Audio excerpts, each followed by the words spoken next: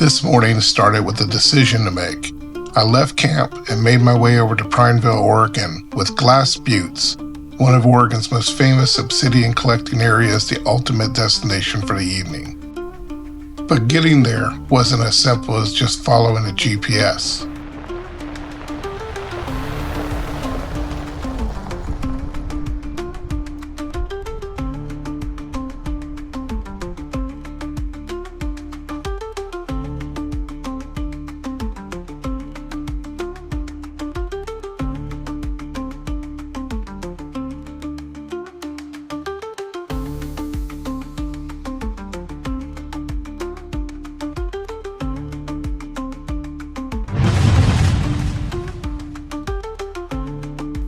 One option crosses remote mountain country I've never driven before, which typically is an attractive option for me.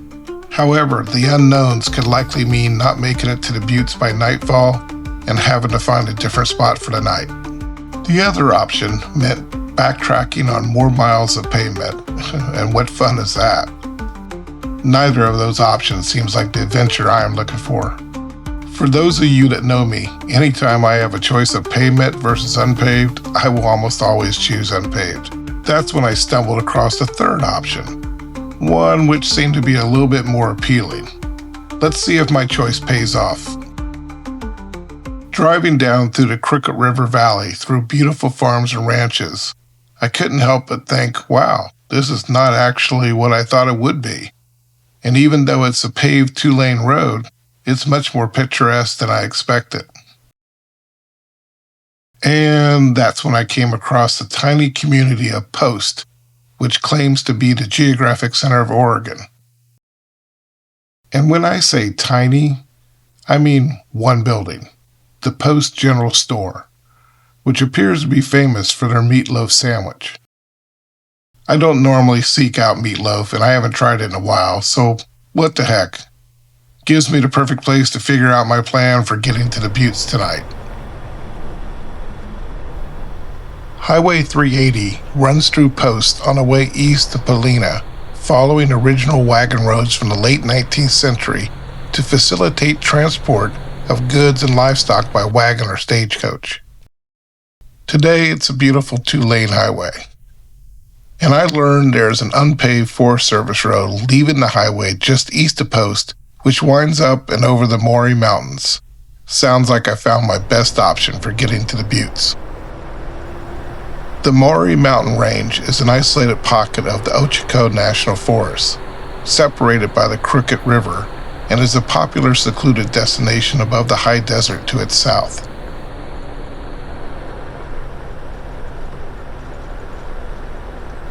As I headed south up into the Maury Mountains, it was basically a very gradual climb, leaving the ranch lands and heading up into the summit area that was probably just a little bit over 5,000 foot in elevation. It was nice and green. This was early May, and it was very beautiful out here at this point in time.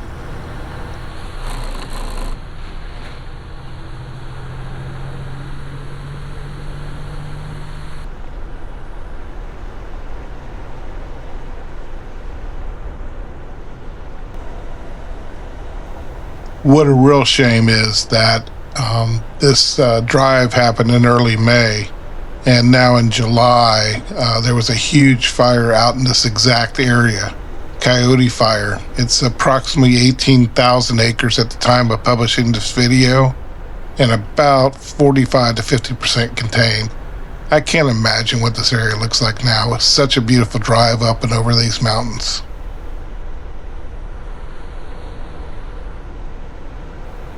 Try and enjoy the beautiful green scenery and views over these next few minutes in this video, because from what I understand, it doesn't look like this now.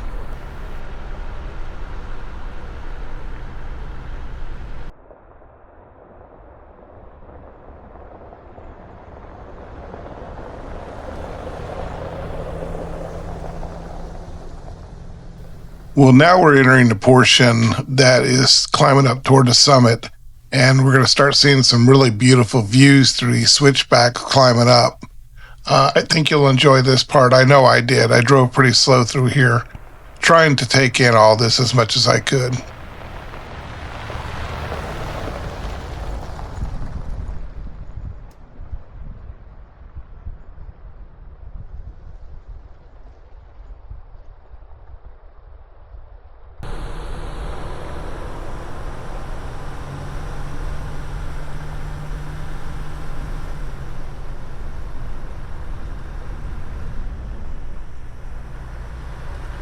This is one of the longer switchbacks that I encountered. And actually, at this point, we're facing back north the way we came, looking back over the Ochiko Mountains.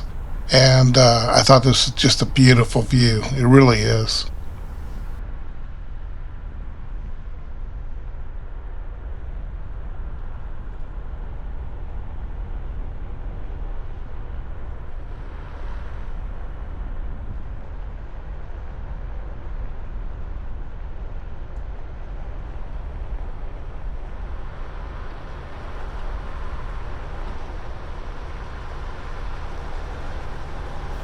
As I mentioned previously, when I was looking at my various options of getting around this area over to Glass Buttes, I wasn't aware of this option cutting through the mountains here. And I didn't know if I'd be able to get my trailer through it. I didn't know what the road would be like.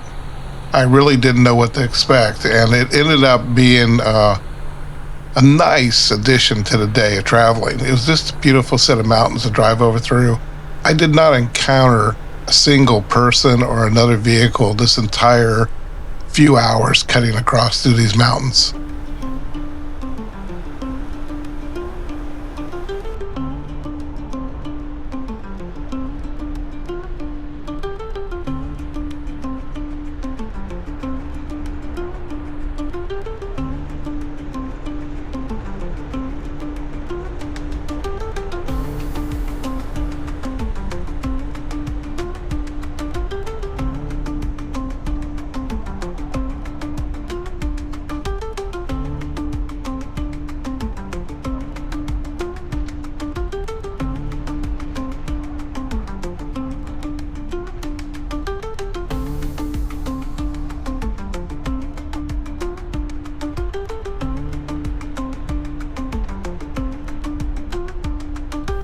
By the way, that meatloaf sandwich, if I was anywhere within an hour of this place, I'd drive back to get one. It was that good.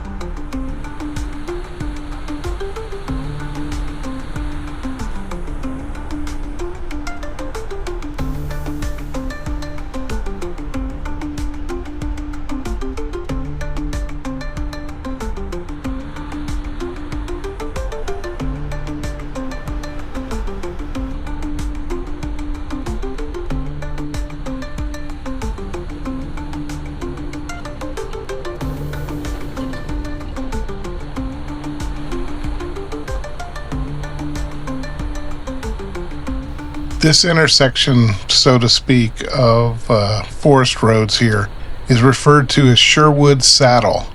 There's a multiple different forest roads going off in several different directions, and I think it'd be really cool to explore some of this if I can get back out here.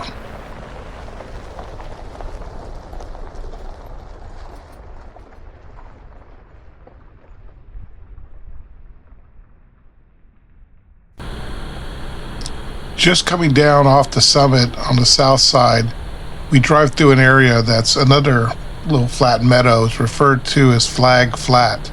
And I noticed quite a few dispersed camping sites in this area. Looks like a great place to camp sometime. Not hard to get to. Beautiful area. Should try it.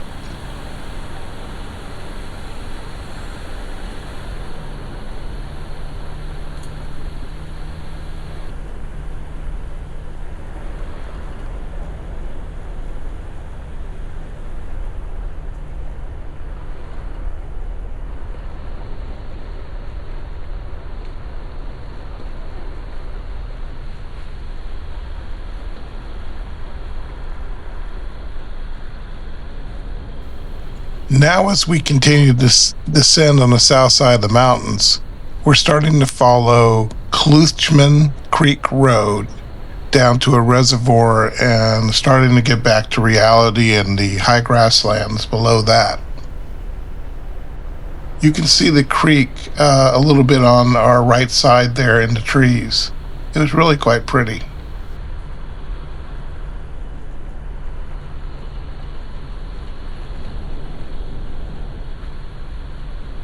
Which brings me back to my original dilemma. Sometimes the shortest route isn't the most memorable one. Choosing the road through the Maury Mountains turned out to be one of the highlights of the trip, and it led me to one of Oregon's most fascinating volcanic landscapes.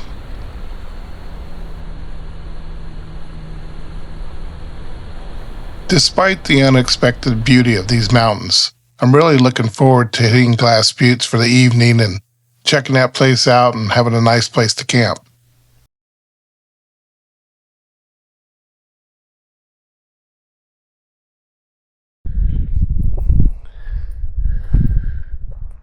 Well, here I am out at Glass Buttes in Oregon. It's a beautiful area, a lot greener, a lot more hills than I thought it would be. I was expecting brown sagebrush, high desert, but there is a lot of sagebrush, but a lot of mountain juniper. You can see here. It's really interesting, and the wind is blowing. Look at the hills there off in the distance. Sunshine on it. It's beautiful. It's gorgeous. Been watching the sun set on that, and been watching a couple of buzzards flying around on the warm air currents going up. It's a pretty area. Collect some obsidian. You can look around here.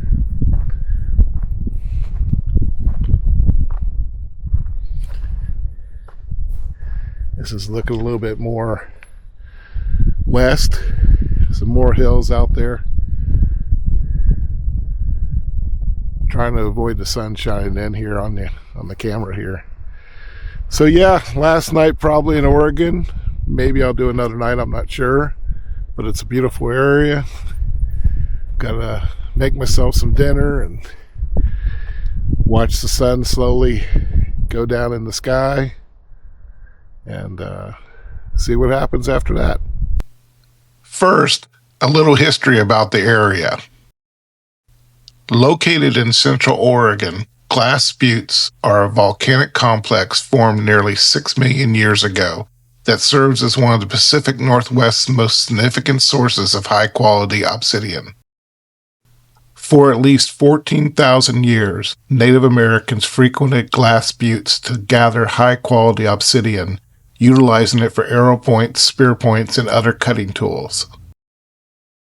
Evidence of ancient large-scale tool production seen throughout the area has been identified by archaeological studies, with broken tool pieces frequently found. Examples of obsidian gathered from Glass Buttes has been found in archaeological sites throughout the Pacific Northwest, reaching as far as British Columbia to the north and Idaho to the east. Today, approximately 36 square miles of free use area are managed by the Bureau of Land Management and is popular with rockhounds and modern flint knappers, for collecting high-quality, colorful obsidian. People who craft stone tools and arrowheads using ancient techniques refer to themselves as a flint knapper. BLM allows collectors to gather up to 25 pounds per day for a total of 250 pounds of rock per year for personal, non-commercial use without a permit.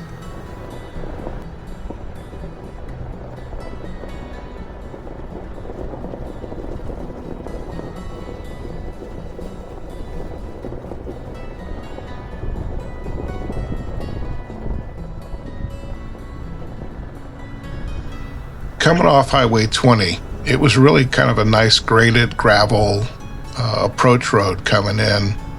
And I really appreciate that, especially towing a trailer. A little bit of washboard that you could probably hear every once in a while with the trailer bouncing. But if you drive pretty slow, anywhere between 10 15 miles per hour, you should be okay. I really liked how the transition went from the springtime sage high desert up to the trees that we're going to see here momentarily.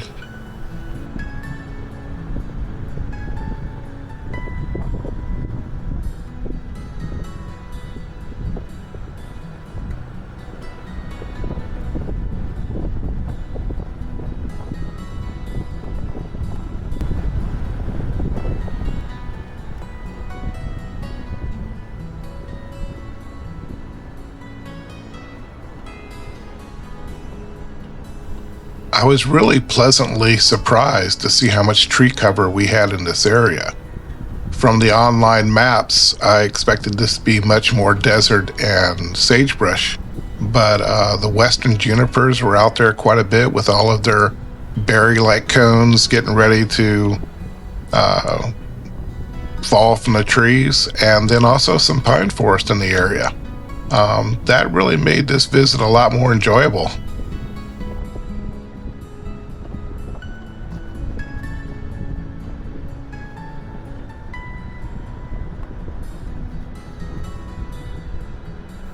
Driving in, I noticed several different dispersed camping areas off the main road. Later on, when driving up through the hills, looking at the obsidian pits and the areas, there were other areas that campers were set up tents, or not really any trailers, mostly tents, or just sleeping out of their truck campers higher up in the hills there. But definitely some areas to camp out.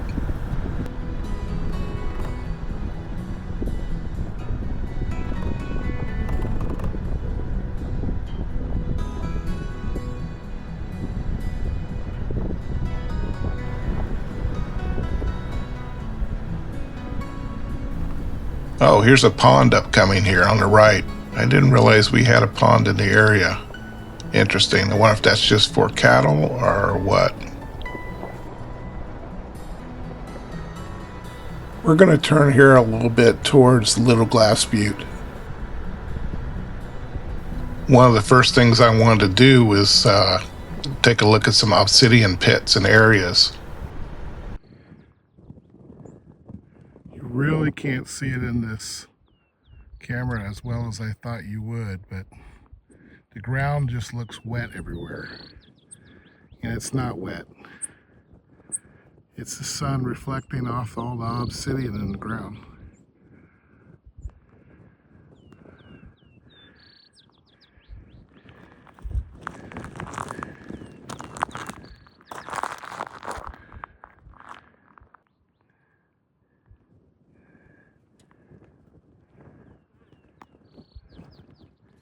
I was able to collect some interesting looking rocks and obsidian.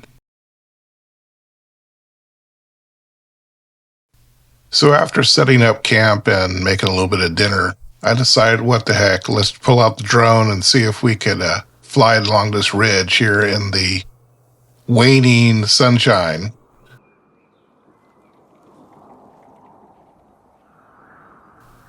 I was fascinated by this ridge of rock outcropping along the lower portion of Little Glass Butte. And I just wanted to see it up close and kind of take a look at it. I saw some buzzards flying around from it earlier, and I just wanted to take a look. The late afternoon sun just wasn't very conducive to the best lighting conditions for flying along this ridge.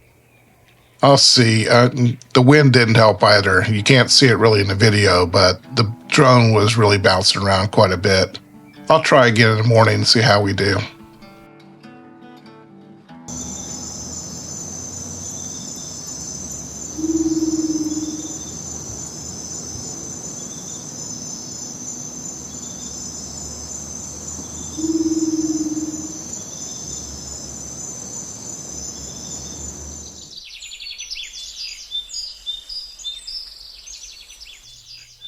Whoa, it was such a beautiful morning. Not a breeze blowing, and the light was just right on that ridge now. So I pulled out the drone and we're going to fly the area here and just kind of get a better perspective of this little valley between Glass Butte and Little Glass Butte, in addition to the other hills along the area. So you can kind of get a feel for the rock outcrops and just the overall area. It's beautiful, really.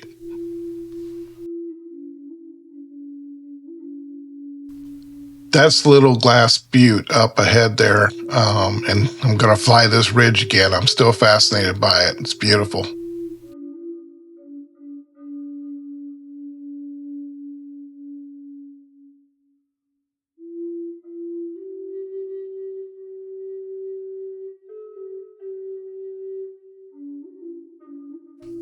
A word of caution here. While the main road coming in from the highway was just a real nice gravel dirt road, many of these trails winding up through these hills by the obsidian pits are basically just driving on the shards of obsidian everywhere you go. So when you come out here, definitely make sure you have some very tough tires. High clearance SUV, there were some areas there where you're getting into a little bit of compromising situations with the rocks and the drop-offs. But definitely be careful of your tires. Make sure you have good, solid tires in this rock area.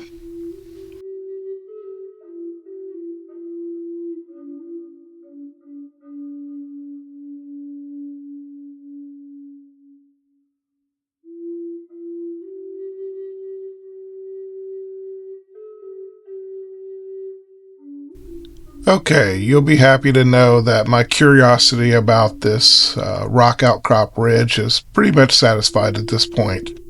It was kind of beautiful to look. It'd be nice to hike up there sometime. I'll have to come back. As always, thanks for joining me and watching this video. Please take a few minutes to like, subscribe, share. I appreciate all the support. Thank you.